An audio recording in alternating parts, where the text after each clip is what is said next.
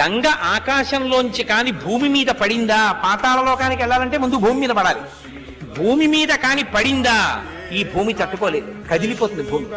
కాబట్టి భూమి యొక్క స్వరూపం పాడవకూడదు. కాబట్టి గంగని ఆకాశంలోంచి భూమి మీద పడు అని చెప్పడం కుదరదు. కానీ నేను నీకు ఒక మార్గం చెప్తాను. అలా పడాలి అంటే భూమి మీద నిలబడి గంగ పడుతున్నప్పుడు తల మీద పట్టి విడిచిపెట్టగలిగిన వాడు ఉండాలి. అలా పట్టి విడిచిపెట్టగలిగిన వాడు ఒక్కడే ఉన్నాడు ఈ సమస్త బ్రహ్మాండములో. వీరనాణ్యం ఇంకెవ్వడూ లేడు. పశ్యామి ఉన్నాడు, చూస్తున్నాను. ఎవడో తెలుసా? శూలినః, త్రిశూలం పట్టుకున్న మహాదేవుడు, త్రిపురాంతకుడు, త్రయంబకుడు, సదాశివుడు, పరమేశ్వరుడు, పరమశివుడు ఉన్నాడే, ఆయన పట్టుకున్నాడు. ఆయన కాని వచ్చి నిలబడ్డాడా, గంగ వచ్చి ఆయన తల మీద పడుతుంది.